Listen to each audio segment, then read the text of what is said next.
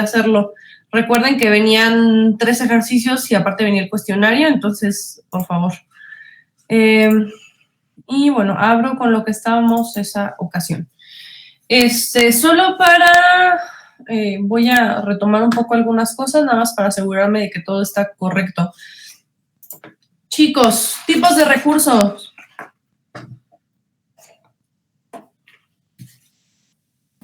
Capital, naturales, mano de obra, ajá. ¿Me faltó uno? ¿Y qué? Muy bien. El capital se divide en 2. ¿Cuáles son los 2? Ok. Físico vale. y humano. Ok, siguiente. ¿Cómo se comporta la oferta? ¿Cuál es la ley de la oferta si la tuvieran que explicar?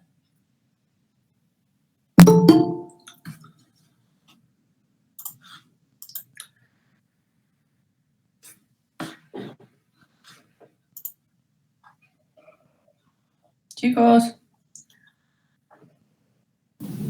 Si el precio sube, la cantidad de oferta es mayor. Si el precio baja, la cantidad ofrecida es menor. Okay. ¿Y la demanda?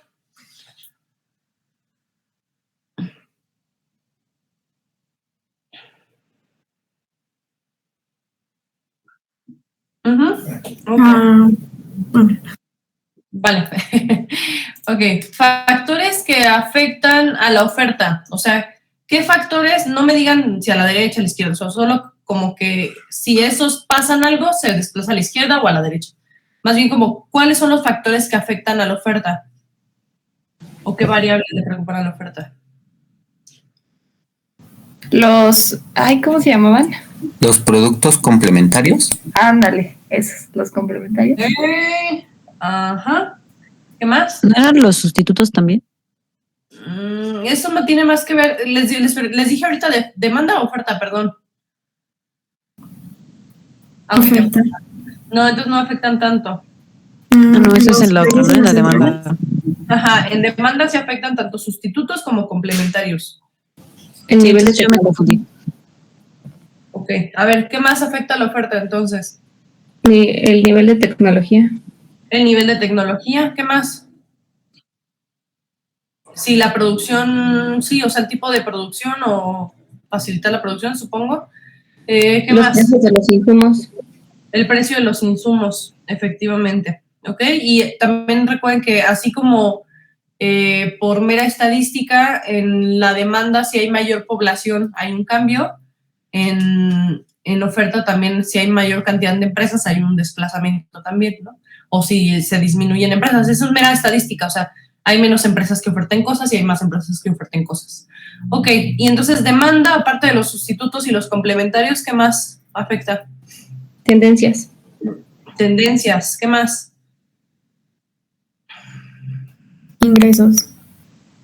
Ingresos, ok. ¿Vieron ahí el precio esperado en Khan Academy? Precios esperados en el futuro, ¿no? Sí, ok. ¿Alguien me puede explicar qué era el precio esperado?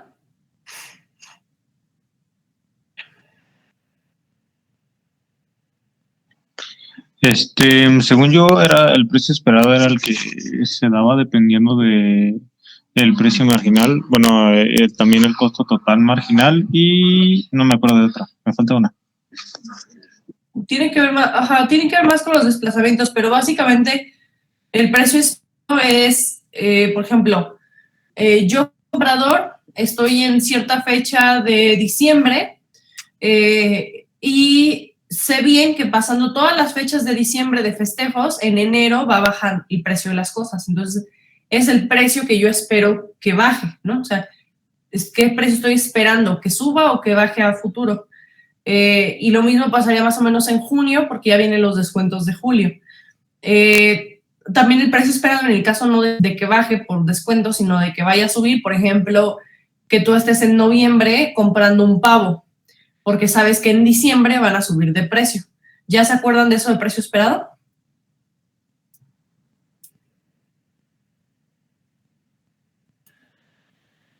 Sí.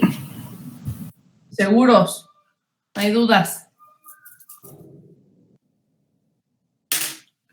Ok. No. Vale, entonces, si yo, por ejemplo, usuario, sé que a punto de venir la siguiente semana los descuentos, retengo la compra en este momento, por tanto va a haber un desplazamiento de menor cantidad comprada aquí.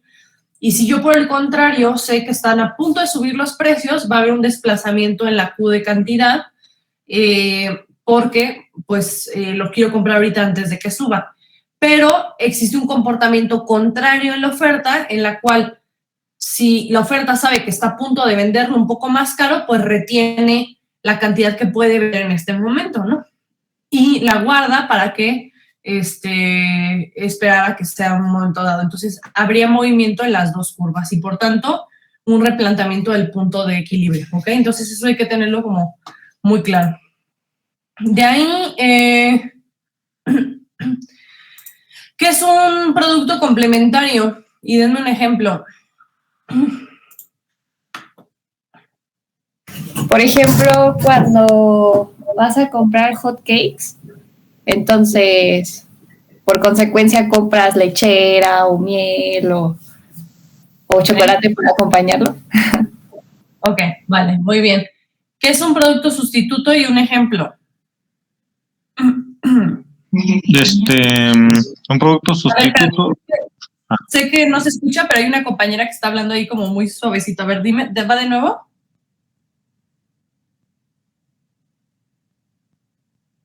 Ah, ok, vale. Ok. Ahora sí, la otra persona que estaba hablando, ¿cuál era el ejemplo? Mi ejemplo era de la margarina y la mantequilla. Ok, vale. Ok, ahora, chicos, ¿qué es el costo de oportunidad?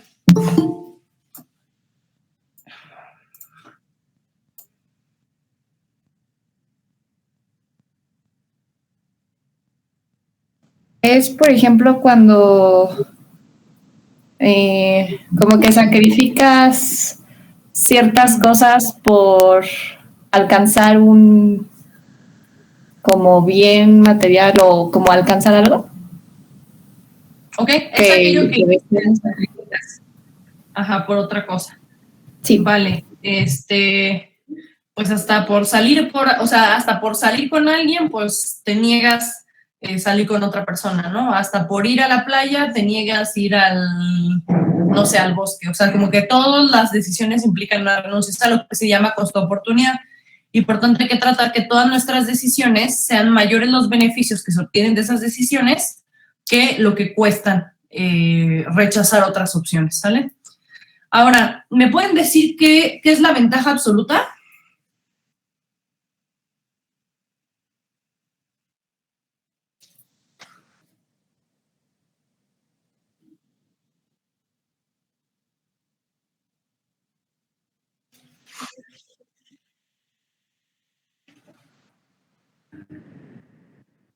¿Cuándo qué, Iris?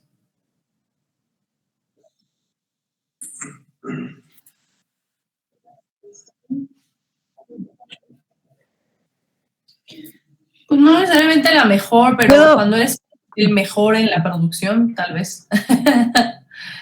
a ver, pero, José. ajá, iba a dar un ejemplo. Es como, no sé, digamos que Oaxaca es el productor por excelencia de chocolate, ¿no? Vamos a decirlo así. ¿Puede ser algo así?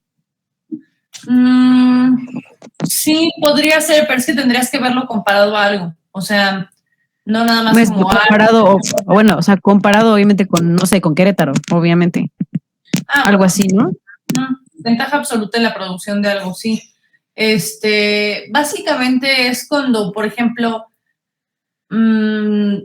o sea, la definición dice que el costo, más bien que la ventaja absoluta es esta persona que produce más utilizando menores recursos. O sea, es decir, tiene una producción más eficiente con menos recursos, ¿sale?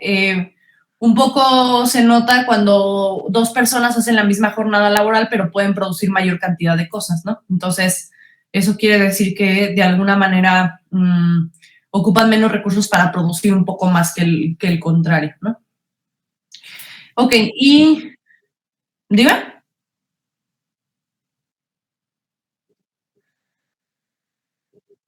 La especialidad se toma después de saber si tienes ventaja absoluta o ventaja comparativa. O sea, recordar mucho, espérenme tantito, déjame ponerle nada más específicamente este ejemplo. Por ejemplo, yo recordaba el ejemplo que mencionó sobre los países, que cuando estaban, por ejemplo, en trueques, que muchas veces uno tenía mejores oportunidades que otro para hacer el intercambio, que para hacer intercambios, por ejemplo, de bienes o beneficios. Ajá. Por ejemplo, hay unos que tenían la ventaja absoluta porque a lo mejor, ¿cómo decirlo? Las cuestiones culturales, las cuestiones, a lo mejor económicas, los favorecían a ellos para estar, proveyendo de bienes a otros países. Más o menos, Sí. algo así recuerdo. Existen países como Alemania, como Estados Unidos, que parece que tienen la ventaja absoluta, ¿no? O sea, tú volteas a ver cualquier ámbito, por ejemplo, y dices, pues tienen industrias y tienen sistemas de salud y tienen, no sé, a lo mejor menores índices de pobreza extrema, tienen, a lo mejor los ves y dices, no, pues ya ahorita también incluso, por ejemplo, nosotros compramos maíz a Estados Unidos, o sea, después de nosotros ser la cuna del maíz y se supone que los mejores productores, en realidad pues ya nos rebasaron. Pues no solo tienen petróleo, sino que aparte tienen los procesos asociados al petróleo y luego también ganan un montón de medallas olímpicas, entonces como que parece como que tienen ventaja absoluta en todo, ya hasta ¿no? nos están vendiendo su petróleo.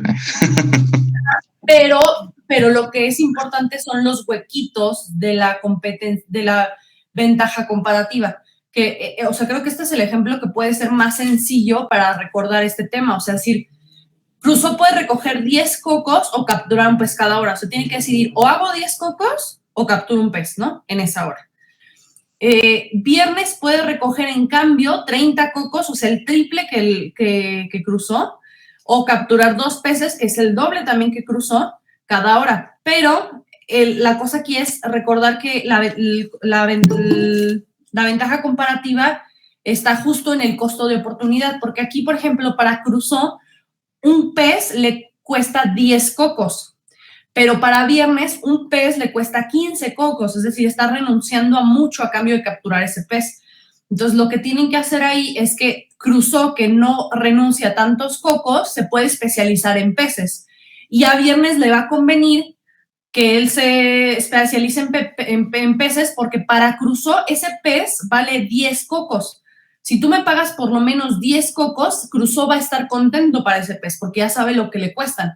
Y Viernes, por ejemplo, se puede dedicar a sacar 15 cocos, es decir, 5 más de lo que tiene valor para el otro ese pez, y entonces puede comprarle el pez a 10 cocos y de todas maneras quedarse con 5 cocos. Entonces tiene el pez y adicional le quedan cocos. ¿Sí me explico? Entonces es ahí donde sí hay que encontrar como los huequitos, que no porque parezca que alguien tiene la ventaja absoluta y que no hay forma de competir con él.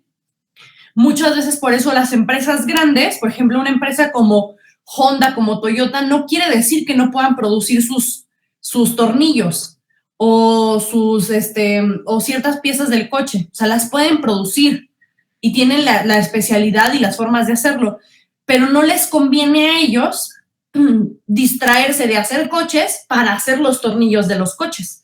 Porque de todas maneras alguien puede hacer los tornillos y yo ocupar esos tornillos para hacer en lo que soy bueno, que son los coches, ¿no? Sacrificarían mucha producción de coches para hacer tornillos. Entonces no conviene. Entonces es importante ahí como encontrar los huecos. Por eso es que muchos países, o sea, por ejemplo, Estados Unidos no quiere decir que no pueda montar empresas textiles, pero las puede montar en otros países, ¿no? O sea, en términos económicos le funciona montarlo en otros países. En términos legales también, ¿no? O sea, también hay mucha ilegalidad asociada a la producción en general en el mundo. Entonces, ahí hay que como, ser como muy conscientes luego a veces de dónde vienen las cosas, y en términos económicos puede suceder, pero también en términos, pues legales les conviene, ¿no? De ahí, entonces ya queda claro ahora sí qué es la ventaja absoluta y qué es la ventaja comparativa. ¿Y el costo de oportunidad también? maestra. Ok. Y de ahí, entonces, nos pasábamos a costos, que entonces lo que yo les decía es que había 3 costos, había costos explícitos y costos implícitos. ¿Lo recuerdan? ¿Me pueden, por favor, decir, a ver, cuál sería un costo? Vamos a hacerlo con un ejemplo. Una taquería, ¿cuáles serían sus costos explícitos?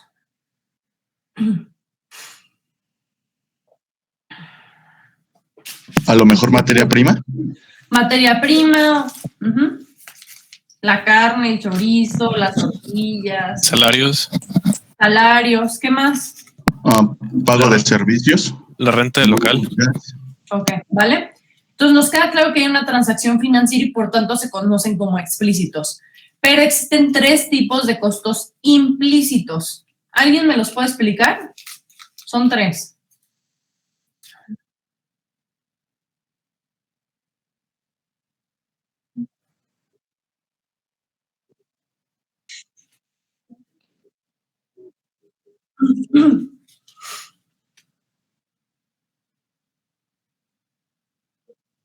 Ok, ¿y por qué es un costo? ¿Por qué se considera un costo? O sea, tienes todo lo correcto. O sea, ocupas una tierra que es tuya para hacer un negocio, pero ¿por qué se considera que es un costo?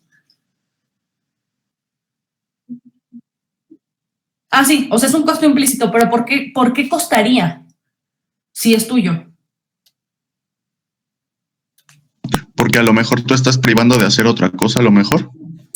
Fue lo que nos explicó, ¿no? De que, por ejemplo, si estás trabajando en tu garage, pues, o sea, la venta que que estás ocupando el garage, podrías ventarlo a otra persona que lo ocupara para trabajar y ahí sacarías un ingreso.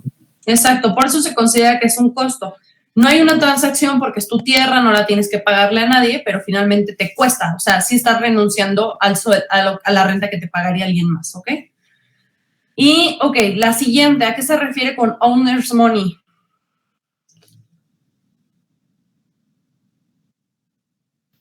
¿De bolsillo? ¿Por qué es un costo? Porque podrías invertirlo en otra cosa o podrías ganar intereses en el banco, ¿sí? O podrías prestárselo a tu amigo que quiere abrir un propio negocio y a lo mejor que el dinero trabaje solo sin que tú estés ahí en la taquería, ¿no? Siguiente, owner's time. ¿Por qué?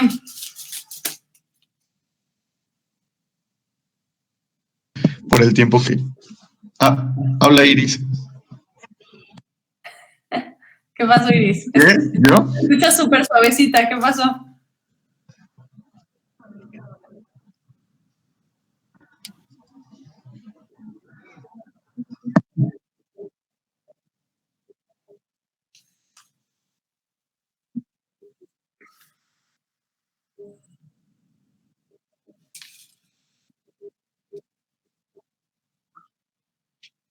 Sí, o sea, mira, la cosa aquí es que siempre va a ser mejor trabajar para uno mismo, pero la diferencia es que no es lo mismo lo que cuesta un error.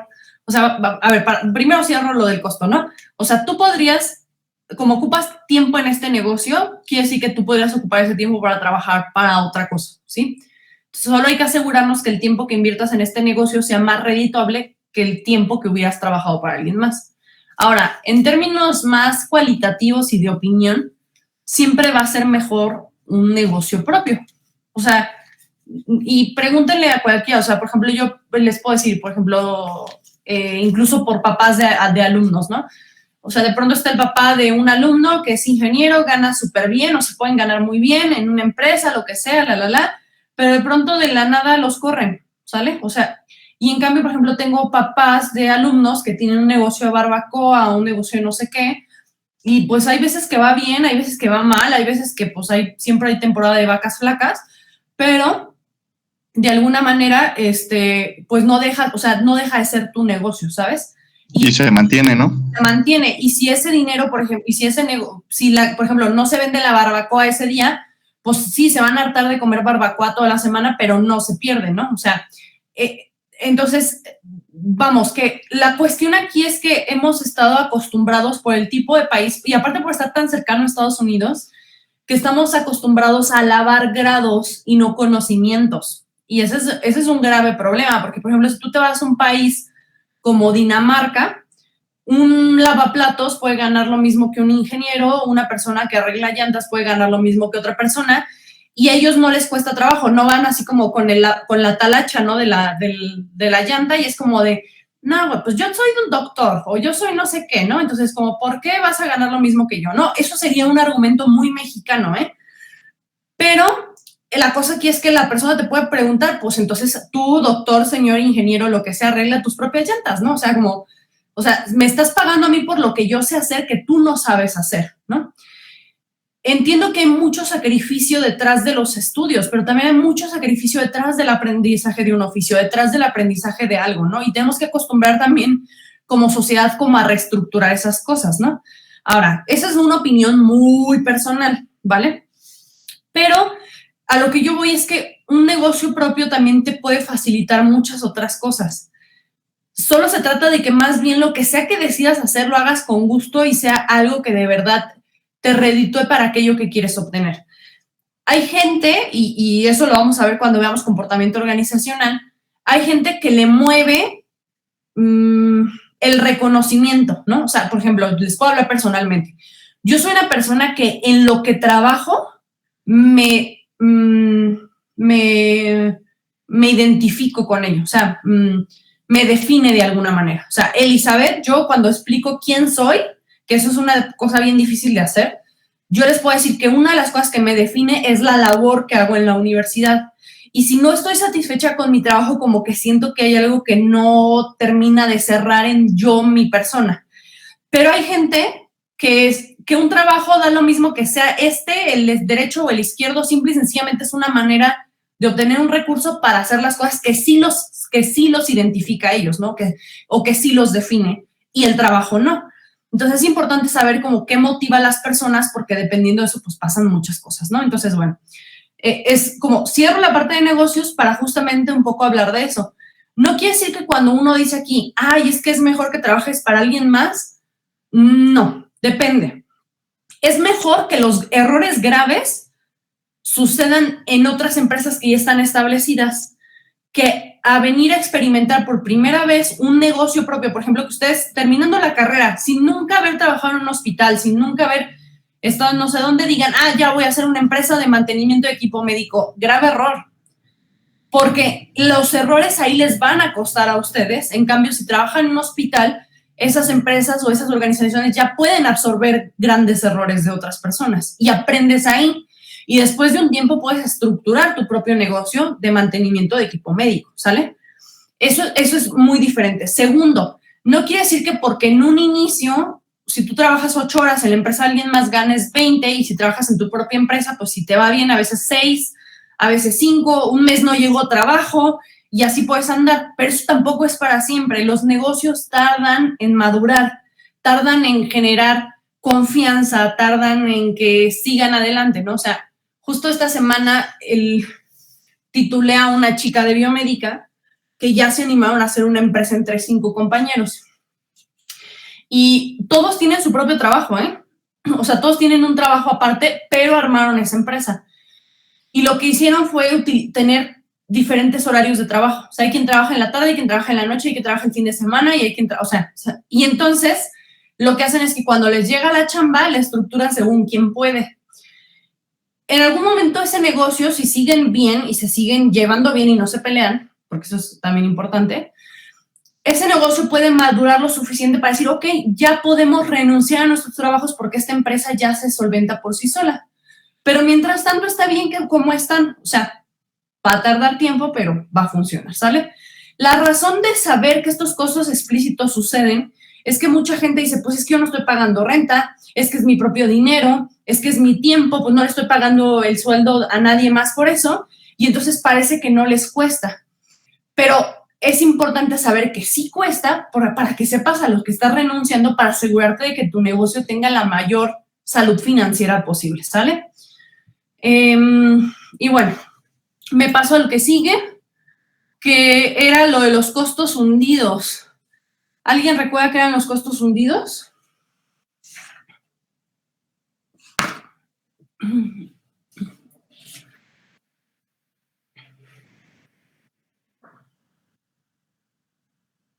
Un tipo de costo en el que ya perdiste tu dinero y estás en un punto en el que podrías salirte, dependiendo de la situación.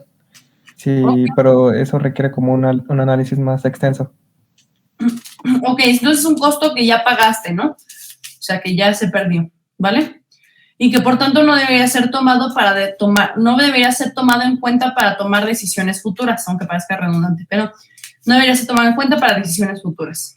Hay que tomar como análisis más amplios para saber si decides comercializar, por ejemplo, en este caso el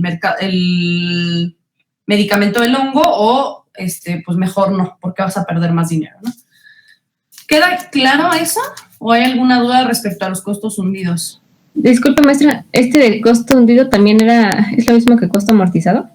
Sí, solo que a veces yo utilizo más el término costo hundido porque hay costo amortizado y hay amortización y son dos cosas diferentes. El costo amortizado es justamente hundido, el costo que ya pagaste de algo y que por tanto ya no puedes recuperar. Y la amortización es un término contable donde, por ejemplo, tú como empresa compras un coche, pero tú sabes que ese coche va a tener cierto tiempo de vida útil. La Hacienda tiene algunos beneficios fiscales cuando tú estás trabajando, o sea, como empresa, no todas tus ganancias, o sea, tú tienes un ingreso por venta, ¿sale? Como empresa, ¿no? O sea, como todo lo que hiciste, vendiste y demás, ingresó todo ese dinero a tus cuentas. Después tienes costos, que es lo que te costó poder generar tus productos y tus servicios. Lo que queda es la ganancia. Entonces, esa ganancia, lo que hace Hacienda es literal cobrarte impuestos sobre tu ganancia. La teoría aquí diría que las empresas entre más grandes sean, mayores impuestos tienen que ganar. Pero México es parte de los paraísos fiscales del mundo, donde esas cosas no suceden, ¿no? Porque somos como muy flojitos en términos como de estructuras gubernamentales respecto a las cuestiones fiscales. Y por eso es que empresas grandes como Televisa crean cosas como el Teletón. ¿Por qué? Porque es una manera de desviar recursos. Si te dicen, ay, sí, gané $1,000,000 de pesos, pero fíjate que al Teletón le mandé 800,000 pesos, ¿no? Entonces, lo que hace Hacienda es cobrarle solo sobre los 200,000 restantes. Por ejemplo, la universidad, ahora que fue lo del vacunatón, de que estuvieron recuperando dinero, no sé si se dieron cuenta que muchas empresas donaron dinero. Eso es porque donan dinero y nuestra universidad en el área de Contraloría les hace un recibo que ellos meten y lo deducen de impuestos. Tiene cosas buenas y cosas malas. O sea, por ejemplo, si yo tuviera una empresa propia y creciera lo suficiente para decir, tengo que deducir de impuestos, yo también lo donaría a la universidad porque preferiría saber qué pasa con ese dinero que voy a pagar de impuestos que llegue a arcas y quién sabe qué se haga con él, ¿no? Y que hasta se lo claven. Yo también como empresa lo preferiría, pero no todas lo hacen por eso. ¿Por qué? El problema es que Televisa lo hace para una empresa o una organización que también es suya, entonces realmente nada más está devolviendo el dinero a algo pues propio. Por tanto, no es, o sea, teóricamente, pero bueno, dicen ellos que no es de ellos, que tienen... Y por ejemplo, tengo una duda, maestra, con respecto a eso. Por ejemplo, ellos te piden donaciones y ellos donan tu dinero, ¿no? O sea, y están deduciendo impuestos de tu dinero, ¿no? Técnicamente yo lo veo de esa manera. No sé bien si también deduzcan de las donaciones, pero seguramente lo justifican diciendo, no, pero es que la estructura y el concierto y la organización y también me costó y etcétera, ¿no? O sea, seguramente algo por ahí alguna cosa, pero bueno, o sea, como tomando la amortización, es que ese beneficio fiscal que te da Hacienda en el cual te dice, ok, si tú lo donas o compras cosas que necesites, por ejemplo, si ustedes se dan de alta, si ustedes trabajan, para que más o menos lo ubiquen, ¿sale? Existen dos figuras en Hacienda que tenemos como dos grandes figuras, ¿sale? La moral y la física. Para que la sepan identificar bien, yo soy una persona física, o sea, me puedo tocar físicamente. Eso es a lo que se refiere, o sea, yo me doy de alta como Elizabeth Hernández ante Hacienda. Como persona moral, es una organización que no es física, está hecha por un montón de personas que generan la organización. Entonces, cuando tú haces una empresa, por ejemplo, las empresas normalmente cuando empiezan, pues hacen recibos de honorarios a nombre de una persona física. O sea, es decir, la mayoría de las empresas chicas con las que yo trabajo, pues es una empresa como yo que hizo un emprendimiento y entonces no me quiero todavía constituir como empresa y entonces yo genero recibos a mi nombre, o sea, facturas a mi nombre, ¿no? Y seguramente les ha pasado si han llegado a hacer facturas que aparece el nombre de la marca, pero en realidad la factura está en nombre de un individuo, ¿no? De una persona, un Francisco tal o lo que sea. Eso es porque para que seas una persona moral, primero te tienes que constituir legalmente. Y es un proceso caro. Y en esa acta constitutiva lo que tú haces es decir, esta empresa se llama tal, de tal, de tal, tal. Tienes que asegurarte que el nombre comercial no exista. Entonces ya, bueno, lo buscan. Si el nombre comercial no existe, se registra nombre comercial y dice, esta empresa está constituida por tal, tal, tal y tal persona. Y se autorizan ahí cuáles son los porcentajes de los que son dueños de esa empresa. Entonces, por ejemplo, una amiga tiene con su esposo y su mamá. Entonces, la mamá es dueña del 10% y ella es del 45% y su esposo del 45%. Otra tía empezó con su hijo una constructora y creo que ellos están como 60 el hijo, no, como 50 el hijo, 40 ella y le dio 10% a una hija muy chica, ¿no? O sea, como para que si a ella le pasa algo, pueda tener como cierto porcentaje, ¿no? De la empresa. Entonces, vale, una vez que está esa acta constituida, pues ya, llevo yo el acta y ya me puedo dar ante Hacienda como una empresa, como con orden moral, ¿no? Y entonces ahí es cuando tú ves estos términos como SADCB y que si son sociedad anónima, es decir, que no puedes saber los nombres de quiénes son los dueños de esa empresa. O sea, no deben, más bien, no los pueden obligar a ser como claros quiénes son los dueños de la empresa. Y existen como muchos tipos. Si quieren, eso lo vamos a ver más adelante, pero es nada más como para explicar esto. Y después de ahí, como persona física, por ejemplo, ustedes, yo estoy dada de alta como Elizabeth Hernández, pero estoy dada de alta como asimilados. Si ustedes van a estar en una empresa, por ejemplo, yo en mi caso, que de hecho, bueno, tengo que hacer unos cambios ahí, pero estuve dada de alta como persona física con actividades empresariales, pero se vino la pandemia y la verdad no quería seguir, o sea, no estaba teniendo el trabajo que tenía que tener individualmente y no quería estar declarando impuestos, entonces me cambié a persona física nada más como asimilados, pero el curso que le da el TEC de Monterrey me va a obligar a volverme a regresar a actividades empresariales. Pero bueno, si ustedes, por ejemplo, les dice que la empresa que van a trabajar por recibos de honorarios y que van a tener que hacer declaraciones anuales, probablemente van a tener que poner como persona física con actividades empresariales u honorarios. Y eso quiere decir que ustedes van a hacer los recibos a la empresa y la empresa va a declarar los impuestos diciendo, mira, yo gané tanto, yo costé tanto y luego pagué a estas personas y aquí están las facturas de estas personas, sus recibos de honorarios y después se les van a descontar los impuestos.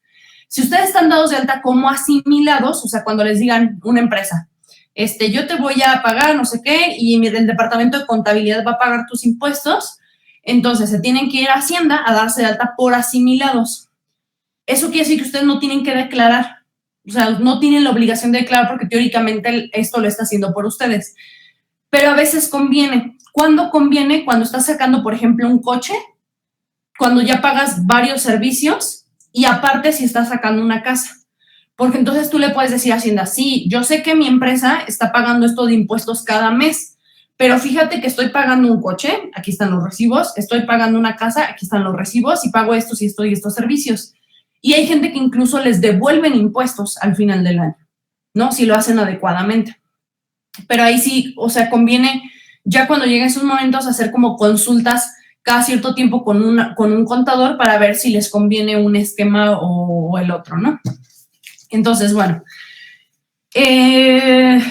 básicamente ya ni me acuerdo por qué llegamos a este tema, pero sí es como relevante saber que cuál es mi... Ay, porque ya me acordé por qué, por amortización, y creo que no lo he terminado de explicar, pero bueno, una empresa o una persona puede deducir de impuestos cosas asociadas a su negocio. Cuando yo estaba por actividades empresariales, por ejemplo, puedes deducir de impuesto gasolina, porque se supone que la ocupas para ir a ver a tus clientes, cosas como servicio de cafetería, servicios, por ejemplo, médicos, porque como teóricamente tú no estás con una organización y no tienes seguro social, tú por ejemplo, si compras un gasto de seguros médicos mayores, lo puedes deducir de los impuestos. Siguiente, por ejemplo, puedes deducir de impuestos un coche, ¿no? Porque lo ocupas para eso, computadoras, etcétera, etcétera, ¿no? Entonces, y las organizaciones también. Ahora, ¿qué es justamente lo de la amortización? Es que el beneficio fiscal no es de un solo golpe, sino que, por ejemplo, se amortiza justamente. Hacienda tiene como una guía donde te dice esta cosa son 3 años, esta cosa son 5 años, etcétera, y tú amortizas el valor del coche, no sé, por ejemplo, 300,000 pesos, y Hacienda te dice en 3 años, pues cada año son 100,000 pesos. Y sobre esa amortización, o sea, la amortización es la división justamente del valor del coche entre los años de vida útil. Teóricamente, ¿por qué hace esto Hacienda? Porque tú estás pagando el coche, te dan el incentivo fiscal para que tú guardes esos 100, los siguientes 100 y los otros 100, para que después de esos 3 años de vida útil puedas suplir ese coche, ¿sí? Y eso es básicamente la amortización, como la división del valor del coche dependiendo de los años útiles. Digo, ya, más cosas más específicas, pues ya se hacen hasta las tablas de amortización y todo lo demás, y existen leyes muy claras en las cuales, o sea, los contadores son una cosa que yo no entiendo cómo les gusta estudiar contabilidad, porque honestamente yo fue una de las materias que más odié, pero, y casi les puedo decir que de 10 contadores a lo mejor que conozco, 8 no les gusta hacer contabilidad, o ya se dedican a recursos humanos, otras cosas, pero ya no hacen contabilidad.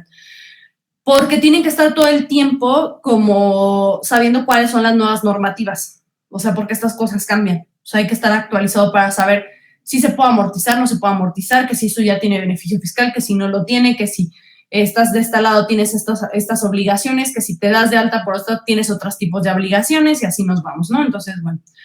O sea, siempre se tienen que estar actualizando. Sí, la verdad es que sí. Pero ¿sabes quiénes ganan así de verdad súper, súper bien? Los que se dedican a hacer contralorías y revisiones. Esos, o sea, deja tú el contador de una empresa. No. Los que hacen las auditorías. Esos son, o sea, aparte de que esos están bien cañones y que tienen que estar súper actualizados y tomar como un montón de diplomados de derecho fiscal y ese tipo de cosas. O sea, de verdad están bien cañones, sí está muy, muy fuerte el trabajo que hacen, porque ellos lo que hacen es que literal les dan todos los papeles a una empresa, no sé, registros de 5 años, y hacen la revisión de si las cosas... Y tienen que estar checando que todo cuadre, ¿no? Sí, mi mamá trabajó muy de cerca con un contralor. Sí, no, lo que la gente que hace contraloría o les dije otra palabra, pero ya se me olvidó. Ay, ¿qué les dije otra palabra? Ahorita me acuerdo. Bueno, pero que hacen esas revisiones, la verdad es que sí están... Auditor. A un auditor, gracias. Justo, los auditores contralores están muy, muy pesados. Contraloría normalmente es interna. Por ejemplo, la UAC tiene contraloría. Y contraloría y la UAC también son unos canijos. O sea, sí es así de cualquier cosita que esté fuera de su lugar o que parezca un poco sospechosa, revisión entera, ¿no? Eso es como un freno interior, ¿no? Pero un auditor es más bien como normalmente un organismo que ya sea que lo contrata gobierno para que revise un caso que a lo mejor está raro de lavado de dinero, una cosa por el estilo, o a veces la misma organización, por ejemplo, Herrera quería saber dónde estaban los problemas porque había muchísima palanca antes en la universidad para entrar, o sea, y les explico por qué. Porque se hacía el examen de admisión y desde servicios escolares le mandaban a los coordinadores de programa la lista de las personas que habían entrado y ellos verificaban y después regresaban la lista. Entonces, había mucha gente que metía gente adicional. O sea, esas eran como las viejas prácticas. Entonces, Herrera quería saber dónde estaban los errores y lo que hizo fue contratar una empresa de auditoría externa para auditar el proceso de ingreso, dónde estaban los errores. Y se reestructura el proceso. Entonces, ahorita los coordinadores ya no tienen nada que ver con la lista de los ingresados. O sea, ya todo es automático desde computadora. Pero entonces justamente esas organizaciones pues hacen ese tipo de revisiones y son externas, ¿no? A la universidad o a algún lado, ¿no? De ahí, bueno, pues sí, entonces les digo, solo recuerden que existe el costo amortizado, que es sinónimo de hundido o de costo hundido, y la amortización, que es cosa aparte, ¿no? Y bueno, ok. Empiezo con este ejemplo. Voy a hacerlo un poco más grande para que no sufran tanto. ¿Se ve bien? Sí, maestra. Vale. Ok, vamos a ver función de la producción, ¿sale? Esta función indica la cantidad máxima de productos que una empresa puede generar en un periodo de tiempo a partir de cada combinación de insumos. En la tabla, por ejemplo, vemos que dice cantidad de capital, pero en todos dice 1, 1, 1 y no cambia. Porque vamos a imaginar que ese 1 es una combinación de capitales juntos, que es como si, yo voy a hacer un lavado de coches, te doy este kit para que empieces, ¿no? Y el kit, pues, es 1, y entonces no cambia, o sea, siempre es el mismo kit. Un kit más 0 personas, un kit más 1 persona, un kit más 2 personas, un kit más 3 personas, y así nos vamos, ¿sale? Por eso es que este no cambia. Y ese kit, pues ya decidiremos ese 1, que es la cantidad de capital de valor 1. A lo mejor es una aspiradora, una secadora, no sé, mangueras, cubetas, ¿no? Pero sin insumos. Ojo aquí, recuerden, dice capital. Los insumos van aparte, el shampoo es punto y aparte, lo que sea, eso es aparte, ¿no? O sea, solo estamos hablando de capital. Después de ahí, en la segunda columna, vemos que dice cantidad de labor o cantidad de trabajo. Ahí dice 0 personas, 1 persona, 2 personas, 3 personas. ¿Qué quiere decir? Que, por ejemplo, yo abro este lavado de coches, llevo un kit de lavacoches, pero no tengo personas trabajando. Pues bueno, mi producción va a ser 0 coches, ¿no? Porque no se lavan solos. Siguiente, tengo ese mismo kit, pero con una persona. Y esa sola persona con el kit me puede lavar hasta 30 coches al día. Siguiente, es el mismo kit, pero tengo ahora 2 personas trabajando. Y mi resultado o mi output de producción va a ser 90 coches lavados en un día. La lógica diría que, o bueno, si tú le dices a alguien, ok, si un trabajador te lava 30 coches, 2 trabajadores te van a lavar 60. Eso parece como la lógica más sencilla, pero la realidad es que no solo se trata como de que si uno lava 30, 2 van a lavar 60, sino que se pueden dividir tareas de producción y ser más eficientes. No se trata de que alguien agarre y aspire y lave por afuera y seque y encere, ¿no? Y los 2 estén cada haciendo lo mismo, sino que se dividan tareas. Entonces, por ejemplo, mientras uno hace interiores, el otro hace exteriores y luego cambian. Por eso es que no hacen 60, sino 90, es decir, son cada vez más eficientes.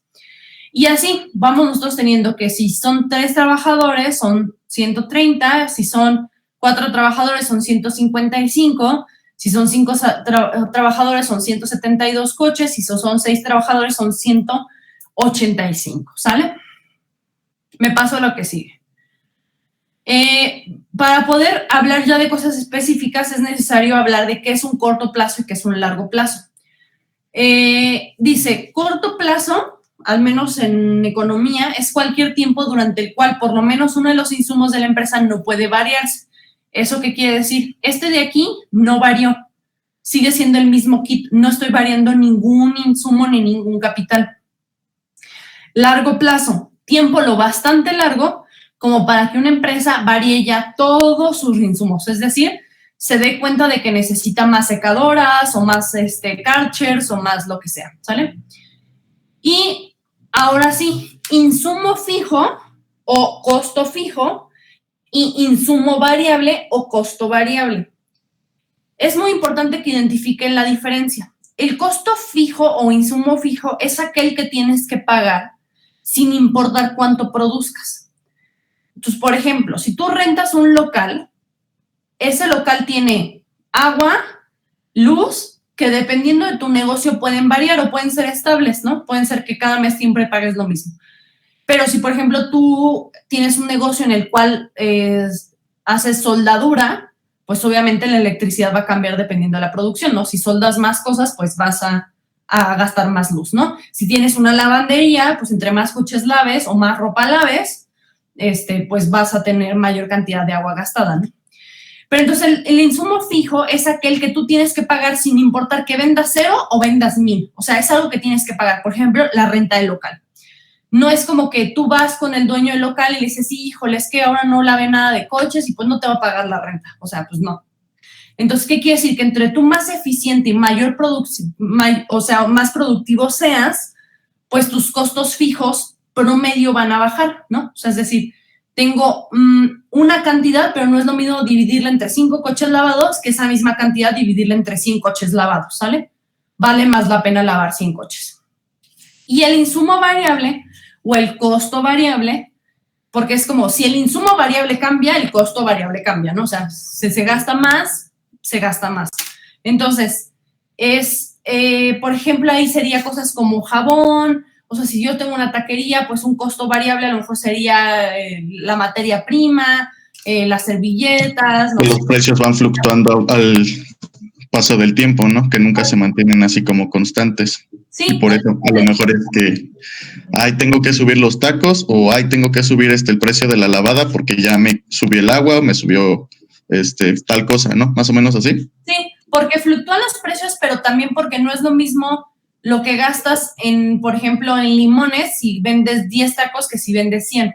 O sea, gastaste más limones. O sea, sí por la fluctuación de precios, pero sobre todo más que todavía hablar un poco de inflación, más que nada como que si aumenta tu producción, pues va a aumentar tus costos, ¿vale?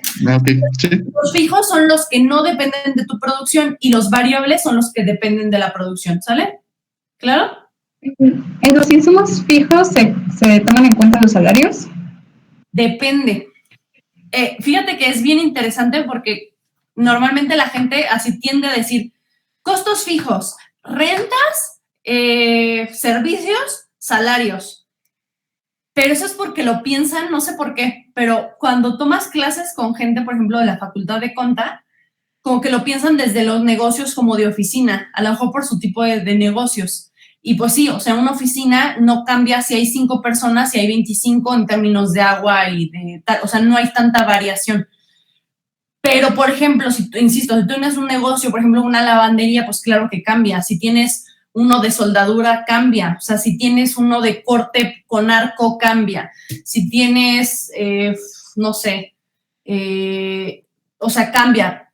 Y de los sueldos es importante decirlo porque... por ejemplo, hay negocios que no siempre tienen ni siquiera en el mes tienen los mismos trabajadores. O sea, yo podría considerar como sueldo fijo al mes si yo tengo 5 trabajadores a lo largo del mes. Entonces, cuando hago corte, pues es un costo fijo. Pero si, por ejemplo... O sea, eso podría aplicar como en una fábrica, donde el personal es rotado y nada más a fin de semana se les da el efectivo sin mayor papeleo. Sí, ahí los salarios serían fijos, pero estoy tratando de pensar en un ejemplo de variable. Por ejemplo, negocios como el de, pues no sé, a lo mejor, por ejemplo, como uno de los de decanes, ¿no? O sea, no siempre en todos los eventos tienen la misma cantidad de personal. O sea, a veces nada más ocupan 2 o a veces ocupan 15 o... Por ejemplo, los que rentan mobiliarios y meseros, a lo mejor algo así. Ajá, podría ser un ejemplo. Entonces, no siempre los salarios son fijos. Disculpe. Tienen que ser fijos en los 90% de las veces. Perdón, Ángel, dime. Que si los trabajos que trabajan que funcionan por comisiones, ¿valdrían como variables o valdrían como fijos? Híjole. Sería fijo, ¿no? Porque según yo tienen un sueldo base y lo demás ya es como tal una comisión, ¿no? Es como un Sí, extra. es que tienen un sueldo base. O sea, yo me acuerdo justo mi primera entrevista laboral fue en uno de comisión y era una mueblería y me decían que me pagaban, o sea, por diseñar y producir muebles, me pagaban 4,000 mensuales y me decían, pero te llevas tu comisión, ¿no? Y así vi los muebles, cuánto ganaban ellos y cuánto me daban a mí si se vendía uno y dije, no manchen, están pero bien mal, ¿no? Pero yo creo que yo los pondría como fijos en el caso de ellos porque ya más bien como que ya esas comisiones no son en sí el sueldo, ¿sabes? Es como... Son incentivos, ¿no? Ajá, pero no es el sueldo es una base que se queda fija. Por lo menos casi todo el mes. ¿Claro? Entonces, la diferencia entre costos fijos y variables. Ok. Sí. Vale, entonces, teniendo esos conceptos claros, pues entonces ahora sí me paso para acá. Ay, se movió mucho. Ok. ¿Qué es importante aquí? Básicamente esta de aquí se llama producto marginal y este producto marginal es básicamente lo que ustedes conocen como sacar la pendiente, ¿no? Yo tengo aquí, por ejemplo, lo que hace un trabajador, que son 30 coches. Si se fijan, obviamente, pues si no tengo personas, pues no se produce. Pero si tengo una, pues se hacen 30. Pero fíjense, de verdad, o sea, la pendiente que se genera cuando yo tengo 2 trabajadores. Los primeros trabajadores que se añaden a la plantilla generan un enorme cambio. O sea, de verdad, un enorme cambio y aportan mucho. Pero entre más se estén aumentando trabajadores, mi pendiente ya no es tan dramática y también la aportación de ese trabajador pues ya no es la misma. Es decir, qué genial sería que cada vez que yo aumento un trabajador pudiera esa persona aportar toda esta producción, ¿no? O sea, estaríamos en una cosa por acá arriba, ¿no? Pero la realidad es que no. Porque pongo el ejemplo del cine, ¿no? Las cajas de la dulcería. Si hay una persona, o sea, hay una colononona así enorme y pues sí está avanzando la persona que está ahí en la dulcería, pero como que no tan rápido. Pero de pronto abren 2 o 3 cajas y se nota mucho, así que empieza a avanzar muy rápido. Pero no sé si les ha tocado ir, que digo, ya sé que ya tenemos como 1 año y medio que esto no pasa, pero, o sea, si les ha tocado ir y recuerdan lo que implicaba, por ejemplo, que hubiera tanta gente que de pronto decidían, yo no sé por qué, decidían mandar 2 cajeros a la misma caja. ¿Les tocó alguna vez? O sea, era ridículo. O sea, ¿por qué? Porque lo que empieza a pasar es esto. O sea, no quiere decir que esa persona, claro que está ahí, y claro que va a vender, y claro que va a aportar y va a atenderte a alguien, pero realmente la aportación no es tan grave y no es tan grande. Y una de las cosas que sí es grave es que en cierto momento, si se fijan, la curva va a tender a decrecer, a estancarse y decrecer. Entonces, quiere decir que pues que en cierto momento ya se empiezan a estorbar. O sea, yo me acuerdo que ya los veía yo por atrás y ya chocaban el uno con el otro, se tiraban las palomas. Seguramente al final, al cierre de tal, había problemas con la caja, con los cambios, y si había un problema con la caja, ¿quién se responsabilizaba de los dos, no? O sea, de que de verdad la caja estuviera correcta. Entonces, es importante saber que hay veces en las que no necesariamente más manos implica que las cosas van a ser más eficientes. Eso yo sí se los digo por experiencia propia. Hubo un momento en el que yo, por ejemplo, llegué a tener varios becarios, incluso de becarios y servicio social de biomédica, ¿no? ¿Por qué? Pues porque yo tenía mi oficina allá arriba, había un montón de trabajo, era gente que decía, pues, una beca ocupacional, ¿no? Y que para ellos estaba increíble porque, pues, las horas libres que a ustedes les quedaban como 1 hora, 2 horas, pues para ellos eran así de, pues me voy a la oficina y sirve que me gano un dinero extra, cosa que en ningún otro trabajo les van a dar chamba de, ay, voy 2 horas y regreso porque tengo clase, pues todo el mundo los va a mandar a volar, ¿no? Entonces, en el caso de acá, pues funcionaba muy bien. O hacían el servicio social conmigo. Pero hubo un momento en el que, no sé por qué, mi jefe dijo, ay, pues sí, hay que tener más becarios, ¿no? Pero la cosa es que nadie tenía trabajo para darles y entonces me los mandaban. Y entonces me recuerdo que parecía yo que traía kinder porque tenía 6, 7 becarios, entre becarios y servicio social, y ya no hallaba qué hacer con ellos. Entonces, créanme que en vez de hacer mi trabajo, perdía más de la mitad de mi jornada laboral dándoles trabajo a ellos, ¿sabes? O sea, como poniéndolos a hacer algo, y cuando me daba cuenta ya se me había acabado la jornada, ¿no? Entonces, como que no es eficiente, o sea, cosa que es bien importante así que sepan, y que a lo mejor, insisto, estoy mezclando como una cosa con la otra, pero como que me parece que no está bien dejarlo hasta el final porque seguramente después se me olvida. Si ustedes van a trabajar, no porque tengan más manos en su equipo de trabajo, las cosas van a ser más eficientes. Porque para que las personas tengan trabajo, primero hay que aprender a delegar.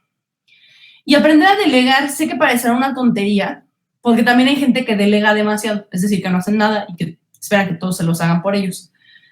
Pero aprender a delegar no es fácil, porque tienes que tener confianza en que esa persona lo va a hacer adecuadamente y haberla capacitado de manera correcta, porque si no, se va a hacer doble. O sea, te lo va a regresar 2 días después cuando lo tienes que hacer y va a estar mal y lo vas a tener que hacer, pero ya en muy poco tiempo. También me ha pasado. Entonces, primero es aprender a delegar. Segundo, es que para darle a alguien trabajo, no es como, ay, soy súper desorganizado y entonces van a hacer las cosas por mí. No es cierto.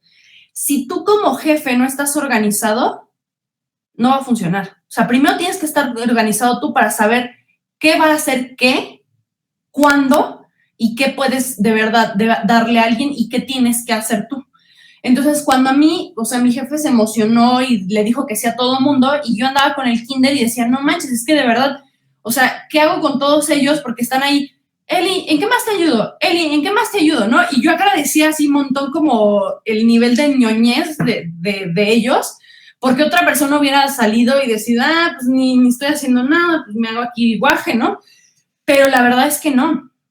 O sea, estaban ahí, pero pues me distraían de lo que yo estaba haciendo y ya no llevan yo ni qué ponerlos a hacer, ¿no? Entonces, bueno, o sea, es importante que sepamos por qué sucede esto, no solo a nivel de números y no solo a nivel de teoría, sino en realidad qué sucede cuando hablamos de la cultura de organización, ¿sale? Otra cosa es regresar a esto y decir justamente que esto, por ejemplo, estos números que están aquí, que son los que están graficados allá abajo, esto no varió. Entonces, quiere decir que esta 1, 2, 3, 4, 5, 6 personas están trabajando con la misma cantidad de capital disponible. No hay más secadoras, no hay más Karcher, no hay más cubetas. Entonces, también hay un momento en que el capital ya no da lo suficiente para la cantidad de mano de obra, ¿sale? Ok. Entonces, bueno, dice que el producto marginal de la mano de obra nos dice que cuando aumenta la producción, ¿en cuánto aumenta la producción? Cuando se contrata un trabajador más. Es decir, la variación de cantidad, que es cantidad inicial menos cantidad, cantidad final menos cantidad inicial, entre la cantidad de labor, que es cantidad de trabajadores final, menos la inicial, ¿sale? Entonces, ahorita hay un ejemplo acá abajo, pero básicamente sería 90 menos 30, que lo divide entre 2 menos 1, ¿sí?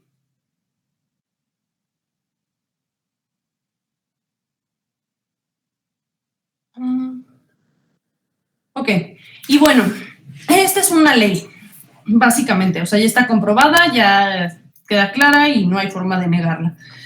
La ley de rendimiento marginal decreciente establece que si seguimos añadiendo más de cualquier insumo, en este caso que es labor, manteniendo constantes los demás insumos, que en este caso es capital, su producto marginal tarde o temprano va a disminuir. Entonces quiere decir que si yo sigo añadiendo más trabajadores sin cambiar el resto de los insumos, que son los capitales o las máquinas o etcétera, el producto marginal, que es este de aquí, que es la pendiente, tarde o temprano disminuirá, ¿sale? ¿Queda claro? Vale. Entonces, me paso por acá. Y entonces vamos a empezar a poner números a lo que son los costos fijos, los costos variables y los costos totales. Entonces, yo tengo aquí una cantidad, de que de hecho ya se nos está acabando el tiempo, si nos quedan como 15 minutos, ¿a qué hora se termina la clase? A las 5:30, creo. No, entonces todo el tiempo, ok, vale. Ok, entonces yo tengo aquí la cantidad producida, el capital que no cambia, la cantidad de trabajadores, los costos fijos, los costos variables y los costos totales. Si se fijan, los costos fijos no van a variar, sin importar si yo lavo 30 o 90 o 130 o 155 coches. Siguen siendo 75, porque justamente son fijos. Es decir, es la renta, es la. Pero los costos variables sí van a cambiar porque va a depender, por ejemplo, el shampoo del jabón, la cera, el agua. Entonces, entre más coches lave, pues se va a ocupar más, ¿no? Y de aquí, pues los costos totales, por ejemplo, es la suma de los dos anteriores, ¿claro? Entonces, tengo costos fijos que no cambian, costos variables que dependen de la producción y los costos totales que son la suma de estos dos anteriores. ¿Alguna duda hasta aquí? ¿Seguros? Okay. Vale. ¿Cómo se ve a nivel de gráfica? Los costos fijos pues se ven así, no cambian, es básicamente, o sea, lo que cuestan y se permanecen igual sin importar cuál sea la producción. Los costos variables tienden primero a ser decrecientes, después bajar un poco y después se vuelven a subir. ¿Por qué? Porque justamente pues ya la gente se empieza a estorbar, entonces empiezan a aumentar muchísimo los costos, pero existe un momento en el cual la curva no es tan prolongada. ¿Por qué? Porque estoy siendo muy eficiente con los recursos, ¿sale? Y los costos totales, pues es simple y sencillamente el desplazamiento de la curva, que es que, bueno, yo tengo aquí mis costos variables y el desplazamiento de cuando se le suman los fijos. O sea, yo en este punto sumo 75, en este punto sumo 75, en este punto sumo 75, en este punto sumo de nuevo 75, ¿claro? Y por tanto se da un desplazamiento de curva. ¿Duda? ¿Seguros? Ok, vale. Entonces, ahora sí. Ok, espérenme 2 minutos.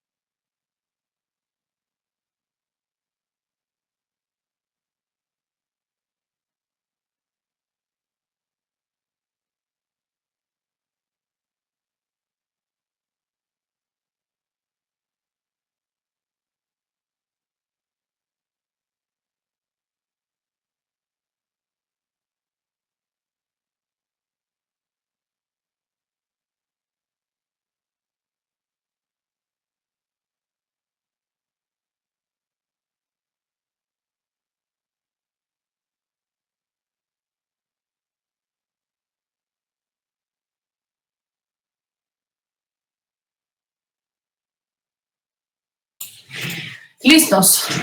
Ok. Vale, este es meramente, bueno, les explico. Disculpe, maestra. ¿Vale? ¿Podría repetir la gráfica anterior, por favor? Ah, sí, claro. Se las voy a subir ahorita de todas maneras.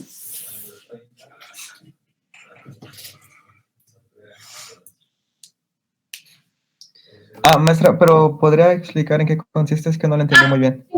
Es meramente, es graficar cómo se ve lo que es esta tabla de aquí, que son los costos fijos, los variables y los totales. ¿Queda claro la diferencia entre fijos, variables y totales? Sí. Ok. Meramente, esta de acá abajo es la graficación de esos números. Esta curva que está aquí, bueno, sí, esta línea que está aquí serían los costos fijos. Es decir, aquellos que sin importar cuánto esté produciendo yo aquí, se mantienen en 75. ¿Sí? ¿Hasta ahí claro? Sí. Vale.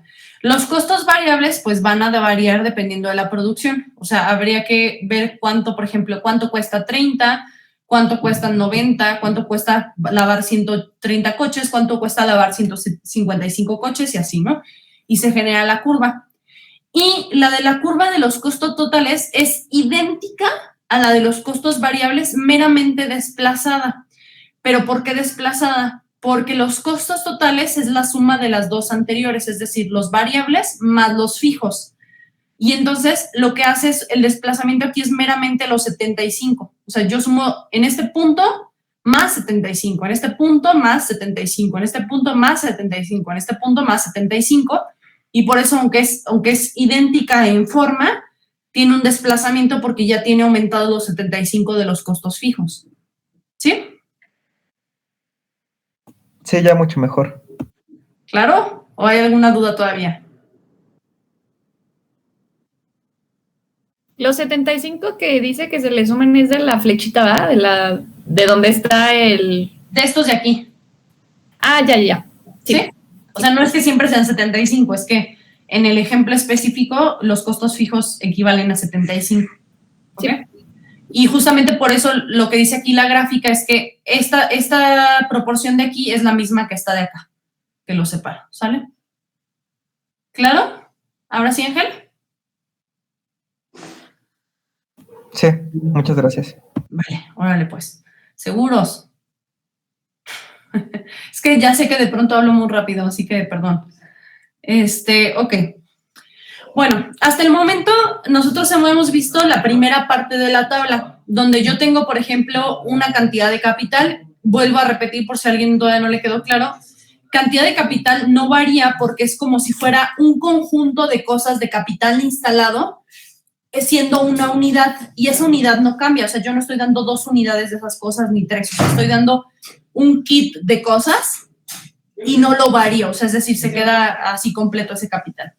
Y después tengo la labor, que es la mano de obra básicamente, en la cual yo tengo 0 trabajadores y después voy aumentando un trabajador cada vez, ¿sale? Esa cantidad de capital que no tiene variación, más la cantidad de trabajadores que yo haya decidido, me dan una cantidad de producción. Entonces, es decir, un trabajador más una cantidad de capital me generan 30 coches lavados. Una unidad de capital más 2 trabajadores me generan 90 coches lavados, ¿sale? En términos de costos fijos, cualquiera de estas formulaciones de producción o variaciones de producción me van a dar 75 porque justo son fijos. Estos no cambian. No dependen de la producción, es decir, es la renta que yo tengo que pagar. Pero si yo divido, por ejemplo, esta cantidad entre 0 coches, pues no manches, este mes fue pura pérdida, ¿no? O sea, o ese día fue pura pérdida. Y los costos variables sí dependen de la producción, es decir, entre más coches yo lave, más caro va a ser los costos variables, ¿no? O sea, es decir, yo sí quiero vender muchos tacos en una taquería, pero si vendo 2 trompos, pues tengo que pagar la cantidad de 2 trompos de tacos, ¿no? Pero la cosa aquí es que, por ejemplo, ahí mis costos de producción van a depender dependiendo de la cantidad de tacos, pero los costos fijos, que serían la renta, pues no van a depender de la cantidad de tacos. Simple y sencillamente yo tengo que pagar los 3,000 pesos de renta del local, sin importar si ese mes venda o no venda, ¿sale? ¿Ok? Y los costos totales es meramente la suma de los 2 anteriores, o sea, 75 más 0, porque aquí es 0 porque no produje ningún coche, entonces no gasté ni shampoo, ni agua, ni cera, ni nada.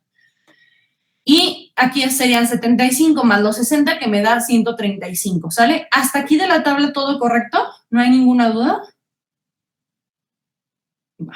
No, maestra. Ok.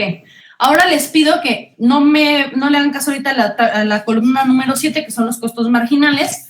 Vamos a hablar primero de estas. Estas son sencillas, ¿vale? Es meramente un promedio. Es decir, yo tengo es average, creo que les había puesto acá, aquí están en español, es average fixed cost, que en este caso es costo fijo promedio, es average variable cost, que es costo variable promedio, y es total, average total cost, que es costo total promedio. ¿A qué se refiere esto? Que yo voy a dividir lo que me cuesta esta fórmula de producción. Por ejemplo, imagínense que aquí hay una A, una B, una C, una D, ¿sale? La variable A, que no tengo trabajadores, que tengo un capital y que no produzco ningún coche, básicamente es, yo tengo esta cantidad dividida pues entre 0, que de hecho aquí sí debería tener algo, pero bueno, olvidémoslo. Entonces tengo yo aquí 75, lo pueden hacer en su calculadora, 75 entre 30. 2.5 más. 2.5, que es justo este de acá, ¿sale? Y luego 60 entre 30, 2. Ok. Y todos con la calculadora. Todos con la calculadora. Hay que comprobar. No, y deberían de ver de verdad lo que es esto en el salón de clases. Tenía un grupo en el cual yo, venga, sí, ingenieros, y todos así como, ya no me fío de los resultados, maestra, siempre compruebo. Pero que no ustedes llevaban cálculo integral diferencial y no sé qué, y de pronto no me hacían una división de 60 entre 30. Ya no me acuerdo. Por estas materias empezamos a dudar. Esas materias quitaron confianza, maestra. Sí, les quitaron. Ya tenemos que sumar. Bueno, pero yo lo que les dije, que esto eran sumas y restas. El problema es dónde sumas y dónde restas. Ok, entonces aquí, 135 entre 30.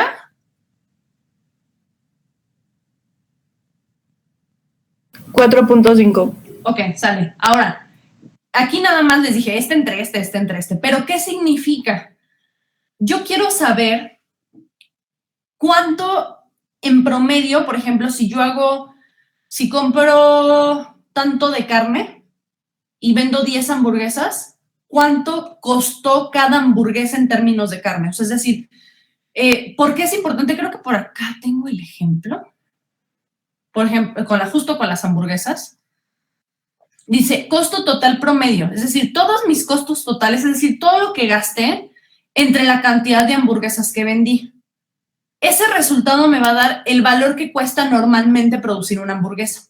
¿Por qué? Porque son cosas que tengo que pagar, fijas o variables, pero necesito saber en promedio cuánto del total de mis costos variables le corresponde a cada hamburguesa vendida o a cada coche lavado. Y por eso es que los costos fijos, por ejemplo, se vuelven cada vez más baratos entre más coches venda yo, o más coches lave yo, ¿no? Porque yo tengo que pagar igualmente 75, pero no es lo mismo pagar 75 cuando lavas 5 coches que pagar 75 cuando lavas 100 coches, ¿sale? Porque el costo de los 75 se va a dividir entre cada uno de mis productos o servicios vendidos, ¿claro? Lo mismo para los variables y, pues, por supuesto, para los totales, ¿no? Que finalmente, pues, bueno, teóricamente debería de dar lo mismo que estos dos sumados, pero igual si lo quieren comprobar, teóricamente 0.83 más 1.33 debería de dar lo mismo. Debería de dar el 2.17.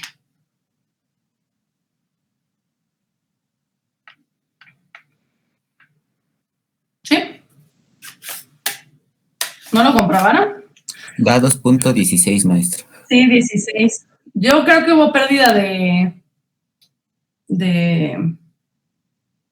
Ay, ya hasta se me olvidó el nombre de esas cosas. De decimales, gracias. Ok, bueno, entonces, ahora sí. Hasta aquí queda claro costos fijos y costos fijos promedio, costos variables y costos variables promedio, costos totales y costos totales promedio. ¿O hay alguna duda?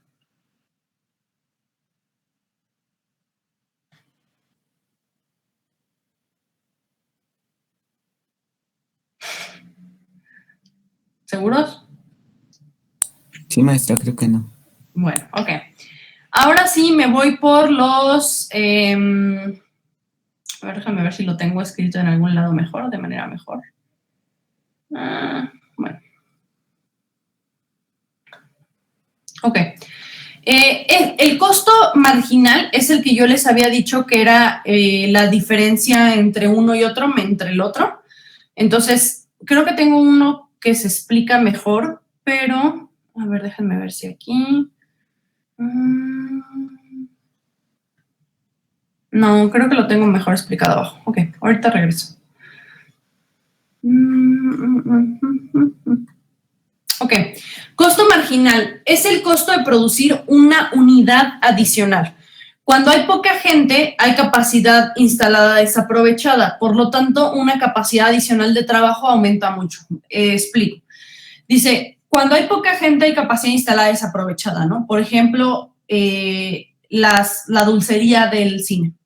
O sea, finalmente hay más cajas, ¿no? En el banco hay capacidad instalada para más cajas. En el Oxxo hay capacidad instalada para más cajas, ¿no? Y entonces, cuando no están personas ocupando esa capacidad instalada, pues hay capacidad instalada desaprovechada. Y por tanto, una persona más trabajando en esas unidades, pues aumenta mucho, ¿no? Ay, sí, cómo da coraje cuando vas al Oxxo y una está cerrada y solo te están atendiendo una caja y el otro todavía está así en el celular y ay, sí, cotorreando, no sé qué, y todo así de... Y parece que por más memes y por más bullying que ven de todas maneras en redes, de todas maneras les vale, ¿no? Sí. Ok. Sí, no. Es muy interesante. Fíjense que a mí me sorprendió mucho aprender la teoría de ese tipo de cosas porque había cosas que tenían lógica, o sea, que por lógica tú sabes que suceden, pero la cosa es que ahora tienen un nombre. Ahora tienen un nombre y tienen una razón y entiendes por qué pasa lo que pasa. A mí, por ejemplo, se los juro que si yo trabajara, que de hecho lo platiqué con un amigo, porque tengo un amigo que es jefe de innovación en Walmart Latinoamérica. Tiene un puestazo, o sea, pero un puestazo, y viaja por toda Latinoamérica, básicamente, ¿no? El cuate. Y él lo que se dedica mucho es a trabajar como estas cosas de experiencia, o sea, del cliente. Trabajan mucho como, bueno, aunque ahorita todo el mundo le reclama cuando nos hemos reunido porque ellos fueron los culpables básicamente de que se desapareciera Superama y que se cambiara, ¿cómo se llama ahorita? Walmart Express o algo así, es de colorcito verde. El estilo. Ellos, por ejemplo, se dedican a ver como, incluso en algún momento dado nos entrevistaron a nosotros como, ¿por qué vas a Walmart? ¿Por qué vas a Superama? Si vas a Walmart, ¿qué compras? Si vas a Superama, ¿qué compras? ¿No? Porque querían entender como qué pasaba con los clientes que ocupaban las diferentes tiendas asociadas a Walmart, porque pues no solo es Walmart, sino que son varias tiendas, ¿no? De hecho, creo que Aurrera también es de Walmart, o las bodeguitas Aurrera, algo así, ¿no? Entonces, bueno, él, por ejemplo, en ese puesto, o sea, el otro día yo le dije, no manches, que deberías de aplicar un sistema como el súper cuando yo iba a Kioto, porque tampoco es que todos los súperes japoneses sean así. Pero a mí me sorprendió mucho claro, yo lo vi en el 2014 y para mí era así de, wow, donde podías, que ahorita ya lo puedes hacer en H-E-B y en otros lados, que tú solito pasas tus productos. Pero haz de cuenta que era un robotcito que tenía así 2 manitas y entonces tú en ese ponías las bolsas del súper. Y entonces, por ejemplo, pasabas por que eso no lo tienen aquí, pero tú pasabas el lugar y pues te cobraban al final, pero cada vez que pasabas un producto por el infrarrojo, tenías que forzosamente ponerlo en la bolsita, porque si las manitas del robot no sentían cambio en el peso, o sea, sí sonaban de que no estabas poniendo el producto como en la bolsa, ¿no? Entonces, era como una manera de evitar que alguien robara, que de hecho, pues en Japón está muy raro que eso pase, pero bueno, no falta, ¿no? Y eso, por ejemplo, lo vi en el 2014 y para mí era así increíble, y sobre todo era increíble cuando me tocaba un súper en el cual yo veía que la pantalla del costo no veía hacia mí y que me iban a decir cuánto tenía que pagar en japonés, porque siempre he tenido siempre que estudio un idioma nuevo, o sea, me pasó con el inglés, me pasó con el japonés, me pasó con el alemán, que cada vez que me decían en los números, lo que son números y horas, híjole, cómo sufro con las horas. Entonces yo así de, pues cada vez que no podía ver yo en la pantalla cuánto me iban a cobrar, pues preferí ir a estas cosas automáticas y ahí ya me aparecía y en vez de que me dijeran que New Hakuman y que la fregada, pues ya, mejor así, ¿no? Entonces, pues bueno, de ahí un sistema que a mí me pareció muy bueno era el de las cajas en ese súper, porque en vez de ser los carritos convencionales, lo que era un armazón metálico en el cual metías cajas de las de plástico. Ya ves que ustedes eligen o carrito o cajita, ¿no? Entonces lo que hacían era que era el armazón y ponían las canastas. Entonces podías poner 2 canastas arriba y una abajo. Y entonces lo que tú hacías era poner agarrar la cantidad de canastas según lo que fueras a comprar. Y entonces tú metías los productos, llegabas a la caja y dejabas los armazones de metal como en un lado y la canastilla la subías a la línea esta que se mueve, ¿no? A la banda. Entonces tú subías la caja por completo y entonces la cajera lo que hacía es que agarraba la caja, agarraba un producto, lo pasaba por el infrarrojo y lo metía a otra caja. Entonces pasaba producto, caja, y entonces ya al final se quedaban tus cajas vacías y al final llenas. Entonces las volvías a meter al cajito, al de metal, y al final había unas mesas donde ya te podías parar a pasar las cosas a tu bolsa del mandado. No tienen idea de lo eficiente que eran las cajas para el cobro. O sea, ya la gente se entretenía donde los guardaba como en sus bolsas o acomodarlo porque lo iban a llevar en bicicleta o en su mochila o lo que sea. Pero lo que era la parte de cobro era súper eficiente porque no era como que lo sacas de la caja, lo pones en la banda, después se pone no sé dónde, ¿no? Y están ahí tardado. Y luego la persona que tarda en sacar el pago porque está no sé qué, ¿no? O sea, En cambio ahí ya nada más tú agarrabas las cajitas, las subías a la banda pasaba y te los ponían en otra caja y rápido agarrabas tus cajas y te ibas de ahí. O sea, no tardabas mucho, ¿no? Pero bueno, eso es básicamente un poco para hablar como de algunos esquemas. Otra cosa que quería aquí mencionar es si les queda claro el concepto de capacidad instalada. Eso es bien importante que lo manejen porque eso sí, se van a enfrentar a eso en cualquier espacio en el que ustedes trabajen. Es muy importante saber, sobre todo si ustedes son jefes de área, cuál es la capacidad del área en la que yo trabajo. O sea, en mi mayor eficiencia, ¿cuánto es lo más que puedo llegar a producir? Esto les digo por qué. Ustedes tienen que tener un máximo. Así trabajar en un departamento de ingeniería clínica en un hospital, es muy importante saber cuántas máquinas podrían llegar máximo a atender, o sea, solicitudes de reparación al día, en su máxima expresión, porque eso les va a hacer no comprometerse a resolver algo que no van a poder hacer en ese momento. Lo vimos también cuando hablábamos de que yo les decía que cuando hablamos del agricultor y que tienen aquí carne o papa, pero bien ese agricultor, en vez de ser agricultor, podría llamarse quirófano, y en vez de tener carne y papa, son cirugías generales y cirugías especializadas. Finalmente tú tienes una frontera de producción máxima de lo que puedes hacer en ese espacio. O sea, cuántas cosas se pueden lograr ahí. Les voy a pasar una lectura justo de una profesora que da básicamente una clase muy similar a la mía, pero la da en la UAM Iztapalapa. Hizo la producción de un libro. Nosotros ahorita en la Facultad de Ingeniería me encargaron trabajar en otro libro que contempla algunas cosas que no contempla este. Tengo como la labor de máximo 1 año para sacar ese libro, pero bueno, estamos trabajando en ello y les voy a pasar esta lectura para que entiendan a lo que me refiero con lo de las cirugías, ¿sale? Adicional, bueno, entonces yo tengo capacidad máxima instalada, es decir, todo aquello, o sea, lo que yo tengo instalado listo para producir. Eso es básicamente ese concepto. Y es importante saber esa capacidad de cosas que tengo instaladas y listas para trabajar, ¿a qué equivale? ¿No? ¿Cuánto es lo más que puedes hacer? Hoy en la mañana, por ejemplo, vi a lo que es la maestra de cerámica de la Escuela de Artes y Oficios, que ya tiene su propia empresa o línea de cerámica, y hizo unos llaveros súper bonitos de cerámica, súper lindos, ¿no?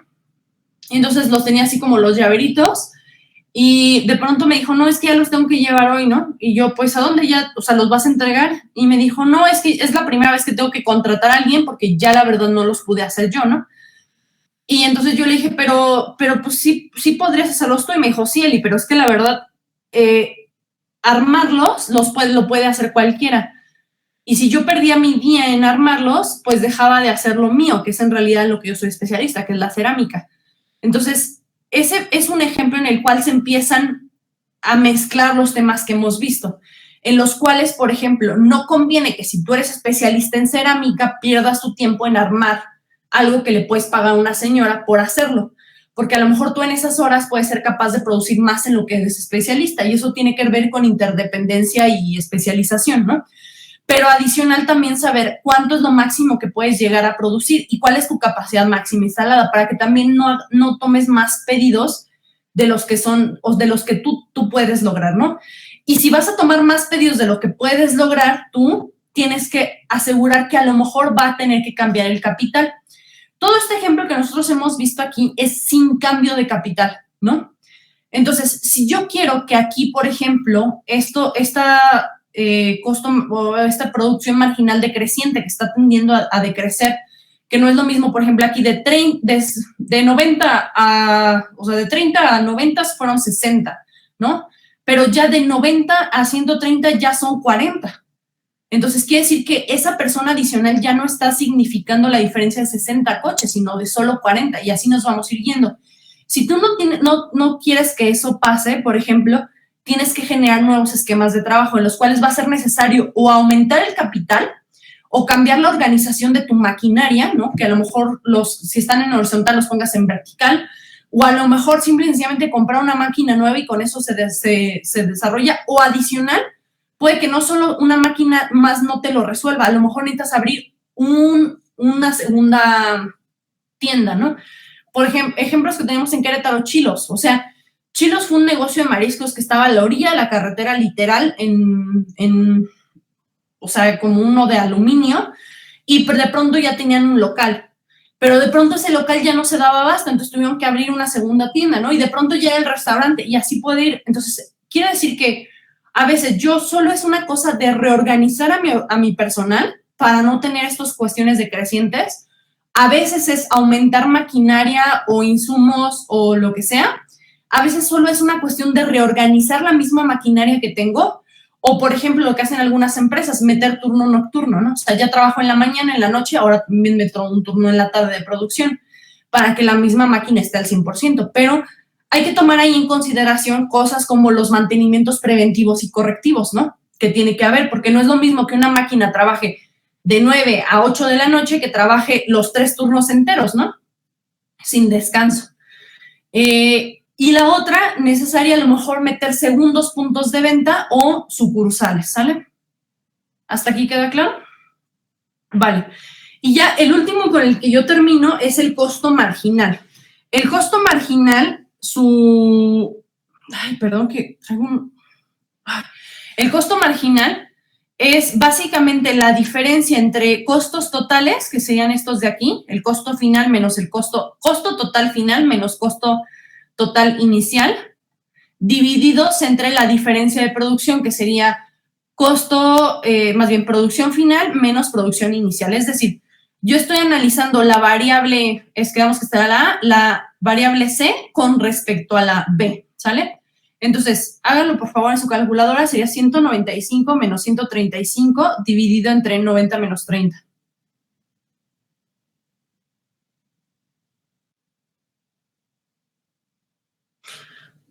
Uno, ¿sale? Entonces sería este de aquí, ¿sale? Y en el siguiente lo pueden hacer, por favor. 255 menos 195 y 130 menos 90, por favor. 30 menos 90, dijo. 130 menos 90.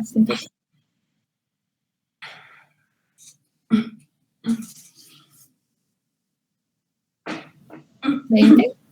1.5. 1.5. Le digo que ya no sé restar, maestra. Ya les quitó todo el amor propio a esas materias. Yo me acuerdo mucho que ¿qué fue una vez que les dije es que yo, bueno, normalmente daba yo una optativa, esa nada más por el gusto de hacerles más hasta sin que me la pagaran. Daba yo una optativa cultural en el tronco común de ingeniería, que era de dibujo y de pintura. Entonces, yo he tomado clases de pintura desde los 5 años, entonces manejo un montón de técnicas y en algún momento dado me pidieron dar esa materia. Y entonces era muy divertido porque creo que me tocaban pues ingenieros civiles, ingenieros físicos, autómatas, etcétera, que pues de pronto se daban cuenta de que tenían un montón de talento que no conocían, ¿no? Porque normalmente como que no se desarrolla en esas áreas la gente que va para ingeniería, o a veces pues simple y sencillamente mejoraban un poco, ¿no? Entonces de pronto se dan cuenta de que dibujaban al inicio a terminar con un cuadro que valía, porque yo les decía, de mí depende, o sea, de verdad, yo me comprometo que al final del semestre saquen un cuadro que les dé orgullo colgarlo en algún lado, ¿no? Y creo que solo en, no sé, 2 o 3 años que di la materia o más, solo hubo como 2 cuadros que pues no, o sea, pero es gente que no se aparecía o lo que sea, ¿no? Y se hacía una galería en lo que era afuera de la dirección, ¿no? Y yo veía que los chicos se sentían como muy orgullosos de mostrar eso, ¿no? Entonces, un día estaba platicando con un cuate que se llama Robert, que a lo mejor no sé si a ustedes les dio matemáticas, no lo sé, o si lo ubican, pero él da matemáticas normalmente en CEU. Y Robert es un tipo muy raro, pero es un tipo muy bueno dando clases de matemáticas. Y entonces yo le estaba platicando de lo que era importante, como de que se daban cuenta de que no solo eran buenos para las matemáticas, sino para dibujar y pintar y no sé qué. Y de pronto volteé y me dice, pues a veces ni para las matemáticas. Y yo, así como dije, no, bueno, ya si el maestro de matemáticas está diciendo eso es porque ya está viendo, entonces es interesante, ¿no? Entonces, bueno, ok, entonces básicamente así es como se ve la la fórmula y entonces nosotros estaríamos hablando de este costo marginal. Ahora, ¿para qué sirve? O sea, recuerden lo que decía acá, que era el costo de producir una unidad adicional. Es decir, si yo cambio de esta forma de producción a esta forma de producción, ¿cuánto me cuesta una unidad adicional producir en esta variación? ¿Sale? Entonces, ¿qué es importante aquí? Esta es una gráfica diferente a la anterior que vimos. La que vimos era de costos fijos, variables y totales. Este es de costos promedios. O sea, recuerden que es average variable cost, average total cost y aquí está average fixed cost. ¿Sale? Entonces, yo tengo aquí costo variable promedio, costo total promedio y costo fijo promedio, que es al igual que en la otra, simple y sencillamente el desplazamiento. ¿Sale? Y el costo marginal se ve así. ¿Qué quiere decir esto? ¿Sale? Dice que es el costo de producir una unidad adicional más. Tiene toda la lógica que al inicio, cuando una persona más me produce de aquí a acá 60 coches de cambio y de aquí a acá 40, mi curva tiende a ser decreciente porque estoy siendo muy eficiente en el cambio de producción por esas personas adicionales de trabajo. Y como estoy siendo muy eficiente con esa persona adicional de trabajo, mis costos tienden a bajar. Por tanto, las unidades adicionales no salen tan caras. Pero entre yo más me estoy volviendo a estorbar la gente con la gente, los costos se me empiezan a disparar. Entonces, ¿qué hace? ¿Para qué nos sirve mucho el marginal? Para estos dos puntos de intersección. Estos dos puntos de intersección quiere decir que aunque aquí yo sea muy eficiente en costos, quiere decir que mi producción sale súper barata y producir adicionales, producir unidades adicionales sale muy barato, pues como que lavar solo 30 coches al día, abriendo todo el día un lavabo, pues como que no es negocio, ¿no? Entonces, aunque salga barato, pues yo quiero producir más. Pero tampoco me voy después de este punto, después de esta intersección, donde ya, aunque esté lavando un montón de coches y que parezca que, ay, lavé 185 coches, o sea, ok, pero ¿cuánto te está costando lavar 185? Entonces, estas dos intersecciones me dan aquí un rango de producción que está entre un poquito después del 90 y un poquito antes del 130, donde es mi fórmula de producción más eficiente. Es decir, donde yo estoy siendo... lavando suficientes coches sin que se me disparen los precios y lavando los suficientes aunque sea barato, ¿no? Entonces, justo en esta cantidad de producción es donde me conviene producir, entre más o menos 95 y menos de 130 coches, ¿vale? Esa es como la fórmula genial de producción al día. Es lo que yo buscaría ser como empresa eficiente o lavado de coches, de generar de coches lavados al día, ¿ok? ¿Queda claro, chicos? ¿O hay alguna duda?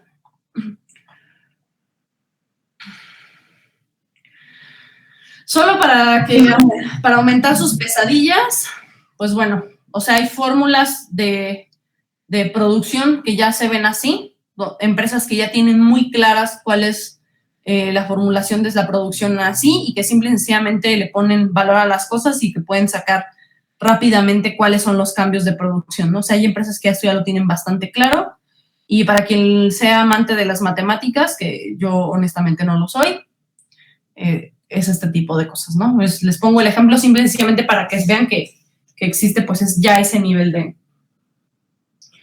de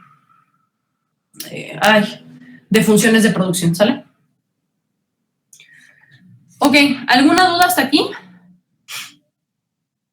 No, maestra, creo que todo bien. No. Bueno. Ok, esto ya no los voy a confundir. Ahorita con eso lo tomo en la siguiente semana para que ahorita ya no les meta más información.